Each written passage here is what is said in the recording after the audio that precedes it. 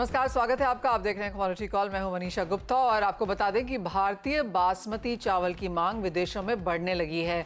2023 और 24 के अगर आंकड़े उठाकर देखें तो एक्सपोर्ट में रिकॉर्ड नंबर्स हमने यहां पर बनते हुए देखे हैं।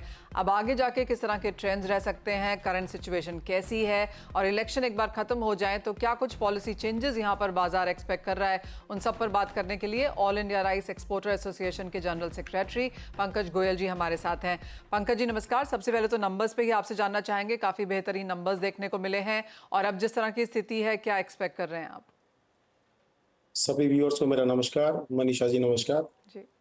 ये हमारे लिए चावल के लिए एक हिस्टोरिक साल रहा है। इस बार हमने हिस्टोरिकल 5.24 मिलियन क्वांटिटी का एक्सपोर्ट किया। ये मतलब बहुत ही ऐतिहासिक रहा है। ये गवर्नमेंट की बड़ी अच्छी पॉलिसीज की वजह से रहा है। और आने वाला जो समय है थोड़ा सा चावल बाजार के लिए मुश्किल समय है, क्योंकि एक्सपोर्ट में कई तरीके के हमारी गवर्नमेंट ने बैन लगाए थे जो प्राइस कंट्रोल करने के लिए लगाए थे। आई थिंक अब प्राइस काफी तरीके से कंट्रोल हो चुके हैं और अभी इलेक्शन के बाद हम सोचते हैं कि कहीं ना कहीं गवर्नमेंट एक अच्छी पॉलिसी लाएगी ताकि एक्सपोर्ट बढ़े।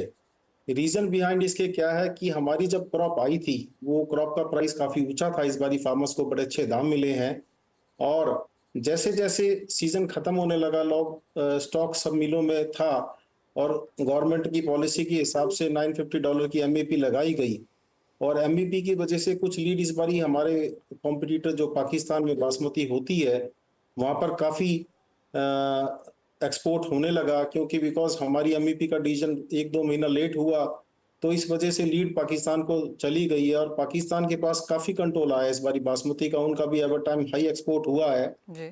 हम ये करते हैं पोस्ट इलेक्शन गवर्नमेंट कुछ अच्छी पॉलिसीज लाएंगी और प्राइस अभी जो है बासमती के करीबन 10 से 15% हर एक चीज के अंदर कम हुए हैं प्राइस। और हमें बासमती का एक्सपोर्ट करना थोड़ा हम लोगों के लिए मुश्किल इसलिए हो गया है क्योंकि जो 50% स्टेक है बासमती का, जिसके अंदर 1509 की वैरायटी आती है और पूसा बासमती आती है स्पेशली, उनके प्राइस एमईपी से काफी नीचे चले गए हैं जी। तो इस समय हमारे लिए डिफिकल्ट समय है कि हम किस तरीके से एक्सपोर्ट करें और हम गवर्नमेंट को भी बार बार यही रिक्वेस्ट कर रहे हैं कि एमईपी को बासमती से इमीडिएट इफेक्ट से इसको हटाया जाए। जी हाँ, जैसे आपने कहा कि पॉलिसीज ऐसी चाहिए जो ट्रेड को यहाँ पर सपोर्ट करें और एमईपी चले जाना चाहिए। ये एक हमने व्यू पॉइंट है जो काफ़ी हद तक इंडस्ट्री की तरफ से यहाँ पर आते हुए देखा भी है। पंकज जी, जो करंट यहाँ पर इस बार की प्रोक्योरमेंट रही है सरकार की तरफ से, आप उसे कैसे देखते हैं? सरकार नॉन बासमती की प्रोक्योरमेंट करती है हर एक स्टेट के अंदर जी। और किसानों के फेवरेबल जो होता है गवर्नमेंट सपोर्ट करती है। एमएसपी प्राइस के अंदर रेगुलर गवर्नमेंट उसके अंदर प्राइस बढ़ाती चली जा रही है, फार्मर्स को पूरा सपोर्ट करने लग रही है। पर अब समय आ गया है, जैसे गवर्नमेंट ने नॉन बासमती स्टीम राइस और रॉ राइस का एक्सपोर्ट बैन किया हुआ है और गवर्नमेंट के पास एफसीआई के पास काफी एम्पल क्वांटिटी में स्टॉक्स हैं। तो हमारी गवर्नमेंट से रिक्वेस्ट ये रहेगी, ऑल तो हमारा नॉन बासमती में बिजनेस कम रहता है जी। कि वो फार्मर्स के फेवर करते हुए उसको भी ओपन किया जाए। तो क्लियरली काफ़ी सारे पॉलिसी चेंजेस हैं जो फिलहाल यहाँ पर सेक्टर उनका इंतजार कर रहा है। जैसे पंकज जी ने कहा कि पिछला साल बहुत बेहतरीन था, बासमती के भाव भी यहाँ पर 10-15% से घटे हैं, लेकिन आगे जाके पॉलिसीज़ कैसी रहती हैं, चाहे वो एमएपी है, चाहे वो सपोर्ट टू द इंडस्ट्री है या फिर जिस तरह की एमएसपी प्रोक्योरमेंट के लिहाज से और बाकी चावलों के जो एज ऑफ नाउ हमने रिस्ट्रिक्शंस या बैन्स आते लगते हुए देखे हैं, उस पर क्या व्यू निकल के आता है वो काफ़ी इंपॉर्टेंट रहेगा देखना। पंकज जी एज ऑलवेज बहुत शुक्रिया साथ जुड़ने के लिए और उन तमाम चीज़ों पर लाइट भी डालने के लिए। इसी के साथ एक ब्रेक का समय है। जब हम लौटेंगे तो हमारे साथ होंगे भूपेश शर्मा, उनसे जानेंगे कैसे कहां कारोबार करना चाहिए। काफी उठापटक वाला बाजार है लेकिन एक ट्रेडिंग स्ट्रैटेजी उनसे लेने की कोशिश करेंगे।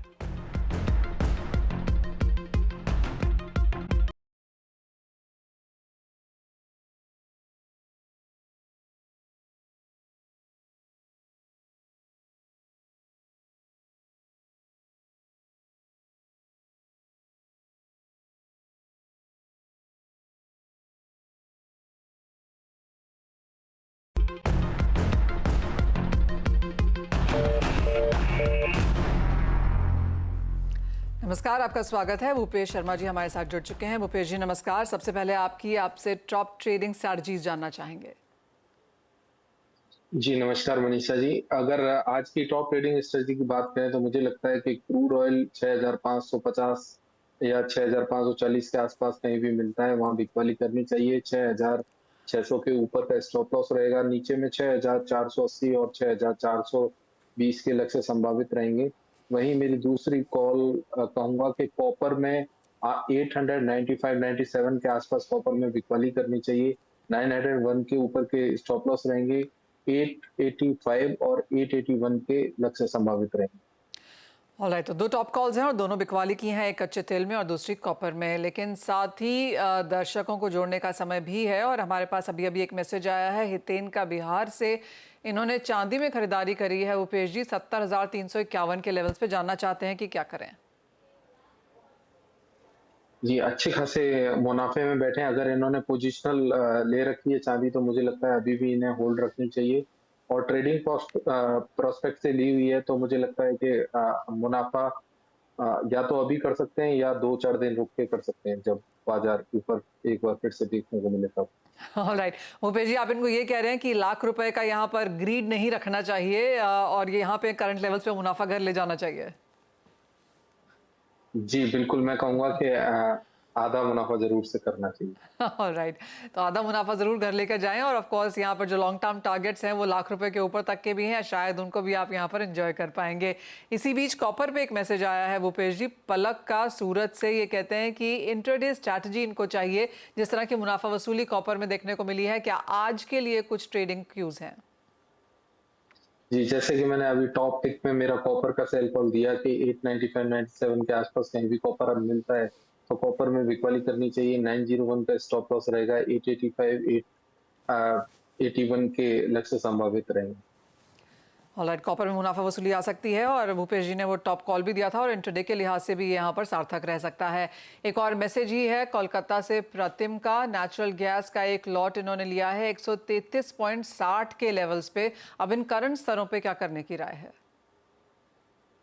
जी, नेचुरल गैस का ट्रेंड अभी भी पॉजिटिव है। मुझे लगता है कि इन्हें अपनी पोजीशन में होल्ड रखना चाहिए। 220 का स्टॉप लॉस इन्हें ट्रेल करना चाहिए और ये अपनी पोजीशन को ट्रेल करके होल्ड रख सकते हैं। ऑलराइट, तो होल्ड कर सकते हैं। और ज़्यादातर जो हमारे आज दर्शक हैं उन्होंने सबने मुनाफा कमाया हुआ है कमोडिटी मार्केट्स में, पर वो मुनाफा घर ले जाना ज़रूर याद रखें, बहुत लंबाई से होल्ड ना करें।